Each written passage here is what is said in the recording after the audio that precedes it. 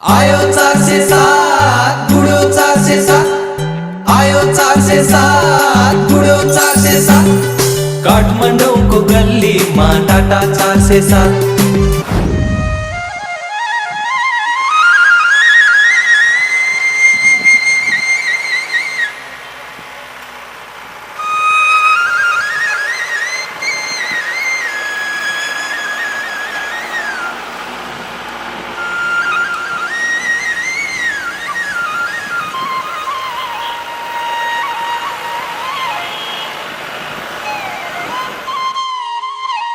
मेरो नाम शङ्कर महर्जन, सदुङ्गल यही स्थानीय काठमाडौँमा। अहिलेको स्थितिमा चाहिँ पहिलाको गाडीभन्दा धेरै राम्रो छ। माइलेज पनि छ, गाडीको टनाइ पनि छ। मलाई सबभन्दा छिटोबुटो कुरा भनेको जस्तो गाडीमा पहिलो गाडी उकालोमा रोक्दा नउठ्ने, यो चाहिँ उकालोमा रोके पनि उठ्ने, गाडी नफसिने, उसको पावरफुल पहिलाको टायरभन्दा पनि ठुलो छ। अब यसमा क्लच प्लेट पनि ठुलै छ, लोड गर्न पनि सजिलो, अनलोड गर्न पनि सजिलो। यो आयो 407 बुढो 407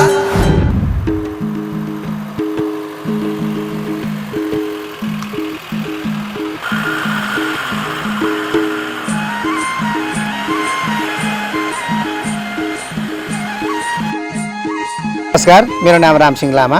हामीले टाटा गाडीबाट अध्ययन गरेको 25औं वर्ष भयो है। र हल आएर चाहिँ यो टाटामा 407 जुन निकालेको छ त्यो अतिकतम राम्रो निकालिरहेको छ। यो के हो भने यसमा क्लच प्लेट पनि एकदम तगडा छ, उकालोमा जुर्कै उठ्ने गाडी हो। खर्च त आउँदैन यो गाडीहरूमा, अहिलेसम्म आएको छैन हाम्रोमा। तपाईँको त गल्लीतिर पनि सबै चाकचुको बाहिर उठाउनु चाहिँ मोड्नु सजिलो छ, जहाँ पनि छिर्ने, त्यसले सहरी क्षेत्रलाई पनि हुने, यो पहाडी इलाकालाई पनि हुने गाडी चाहिँ अहिले आएको रहेछ। पहिला चाहिँ हाम्रो यो थिएन, पहिला हामीले पुरानो गाडी राख्थ्यौँ, यस्तो थिएन। स्लिप गर्ने, हरेक चाहिँ उसको मोड नपुग्ने, गल्लीमा नछिर्ने, काठमाडौँ उपत्यकाभित्र छिर्नु साह्रै गाडी कट्ने परेको थियो हामीलाई। अहिले यो राखेर चाहिँ हामीले चाहिँ 10औं वर्ष भइसक्यो यो ढुङ्गा बालोको निर्माण सामग्री ओसार पसार गरेको, हल आएर हामीलाई सुविधा भइरहेछ। आयो 407 बुढो 407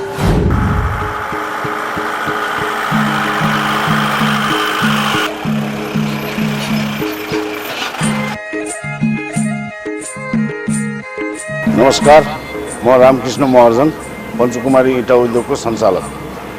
इँटा उद्योग चलाउने क्रममा गाडीहरू धेरै आवश्यक पर्ने भएको हुनाले, माटो इँटा लगायतका सम्पूर्ण सामानहरू बोक्नुपर्ने हुनाले हामीहरूले धेरै कम्पनीको गाडीहरू प्रयोग गरे, जसमा टाटा कम्पनीको तपाईँको पुरानो 407 मोडल, त्यसपछि आएर नयाँ एसके 407 मोडल लगायतका गाडीहरू हामीले अहिले प्रयोग गरिरहेका छौँ। जुन गाडीको अहिलेको पर्फर्मेन्स हामीले धेरै राम्रो पाएको छु। एसके 407 गाडी, जुन गाडीमा त्यति टुटफुटको पनि खासै समस्या आएको देखेको छैन, र लगायत इन्धनको पनि खपतमा चाहिँ कमी हामीले महसुस गरिएको छु, जसको कारणले हाम्रो इँटा उद्योगको सामानहरू ओसार पसार गर्ने, इँटा बिक्री वितरणमा धेरै ठुलो टेवा पुऱ्याएर उद्योगलाई धेरै राम्रो मद्दत गरेको महसुस गरिएको छु। आयो 407 बुढो 407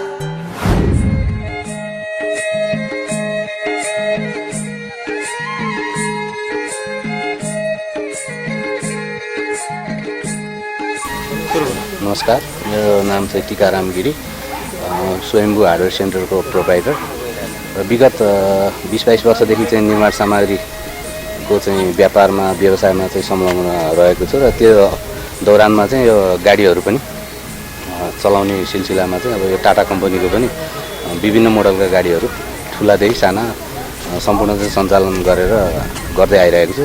यसको 407मा चाहिँ अर्को सुविधा भनेको अब जहाँ पनि सर्वसुलभ रूपमा चाहिँ स्पेयर पार्ट्सहरू पाउने, सामानहरू अब जताततै अब जेन्युन पार्ट्सहरू चाहिँ उपलब्ध हुनुको साथसाथै अब यसमा चाहिँ अब टुटफुट अब स्वतः कमै आउने स्वाभाविक भएर, र अरूको कम्पनीले दिने सुविधा पनि उचित र छिटो छरितो नै देखिन्छ। आयो 407 बुढो 407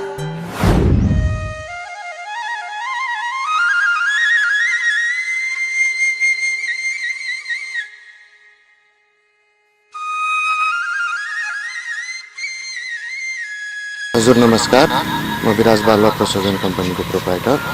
म 407 देखि अति खुसी छु र सानो सानो गल्लीमा पनि छिर्ने भएको हुनाले म 407 देखि एकदम सन्तुष्ट छु। आगामी आउँदाखेरि 4-5 वटा 4-7 फेरि आइपुग्नेछु। नमस्कार, म रामशङ्कर श्रेष्ठ, विराज बाल प्रशोधन कम्पनीबाट।